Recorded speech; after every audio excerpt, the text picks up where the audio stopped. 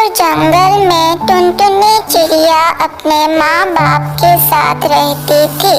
उसके माँ बाप बहुत ही गरीब थे। एक दिन टुनटुनी के माँ बाप ने उसकी शादी जंगल में रहने वाले बंटी नाम के कबूतर से कर दी थी। कुछ दिनों बाद टुनटुनी के ससुराल वालों से दहेज की डिमांड करने लगी। देख टुनटुनी, अब तो जाकर अपने मायके से कुछ पैसे लेकर आ, ताकि मेरा बेटा कोई अच्छा बिजनेस कर सके। माँ जी, मेरे माँ बाप तो बहुत गरीब है, कहाँ से वो पैसे देंगे? मैं कुछ नहीं जानती। अगर तुझे इस घर में रहना है तो तू जाकर अपने मायके से पैसे लेकर आ।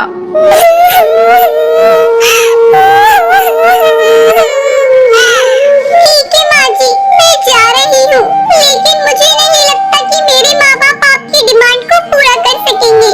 अगर तू पैसे लेकर नहीं आएगी तो तू वहीं रह जाना, यहाँ आने की कोशिश भी मत करना। मेरा बेटा जवान है, मैं उसकी दूसरी शादी कर दूंगी।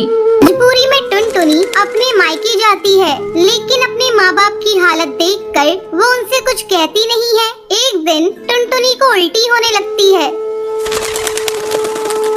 क्या हुआ बेटा, तुझे उल्टियाँ क्यों हो रही है? बेटा मुझे ऐसा लग रहा है जैसे तू माँ बनने वाली है। ये सुनकर टुनटुनी चिंतित हो जाती है और अगले ही दिन अपने ससुराल जाती है। आ बहुआ, ये ले मिठाई खा। तेरी माँ ने पैसे दिए हैं ना, मैं कल ही बंटी का नया बिजनेस शुरू करवा दूंगी।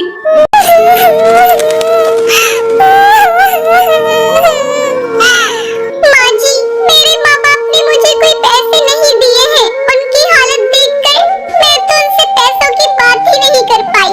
तू यहाँ क्यों खड़ी है? चल निकल मेरे घर से। अब मैं अपनी बेटी की दूसरी शादी किसी पैसे वाली चिड़िया के घर में करूँगी। ऐसा कहकर टुनटुनी की सास बबली कबूतरी उसे धक्के मारकर घर से बाहर निकाल देती है। टुनटुनी रोती रोती अपने मायके जाती है और समय आने पर एक नन्ही चिड़िया को जन्म देती है। टुनटुनी दूसरों के घरों में झाड़ू पोछा करके अपनी बच्ची को पालने लगती है। ऐसे ही कई साल गुजर जाते हैं। एक दिन जब टुनटुनी की बेटी भूरी स्कूल से घर आती है।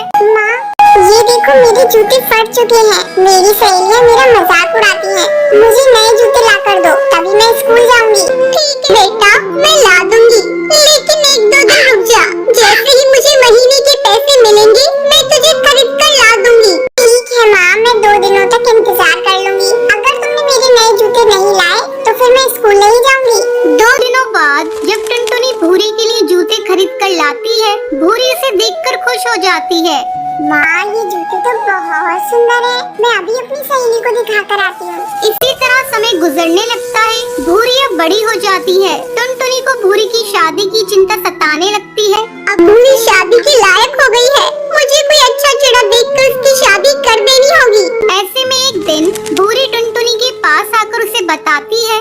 माँ, मैं नदी पार जंगल में काम करने वाली एक कालू कौवे से प्यार करती हूँ। तुम कहो तो मैं उसे लाकर तुमसे मिलवा दूँ। ठीक है बेटा, तुम्हारी जैसी मर्जी। अगर तू उस कौवे के साथ खुश है तो मैं भी खुश हूँ। भूरी उस कालू कौवे को टुनटुनी से मिलवाती है। जल्दी उन दोनों की शादी की तारीख पक्की हो जाती है। एक दिन भूरी जब अपने बॉयफ्रेंड कालू के साथ घूम रही थी, तभी उसके हवाई मोटर का एक्सीडेंट हो जाता है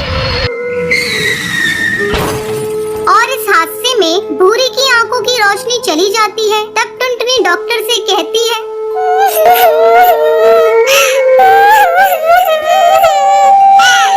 डॉक्टर, अब मेरी आंखें मेरी बेटी को लगा दीजिए। मैंने तो बहुत दुनिया देख ली, लेकिन मैं अपनी बेटी को अंधा होता हुआ नहीं देख सकती। टुनटुनी अपनी दोनों आंखें अपनी बेटी को दे देती है। कुछ दिनों बाद जब भूरी ठीक हो जाती है। माँ, तुमने मेरे लिए अपनी आंखों का बलिदान दे दिया। अब मैं तुम्हें अकेला रहने नहीं दूंगी। तुम्हें मैं अपने साथ अपने घर ले जाऊंगी। भूरी की शादी पूरी रीति रिवाज से हो जाती है और वो अपनी माँ को अपने ससुराल ले जाती है। फिर सभी खुशी खुशी रहने लगते हैं। मेरे चैनल को सब्सक्राइब कर देना और बेल नोटिफिकेशन ऑन कर देना। तो फिर मिलते हैं एक और नई कहानी के साथ। आज के लिए बाय बाय।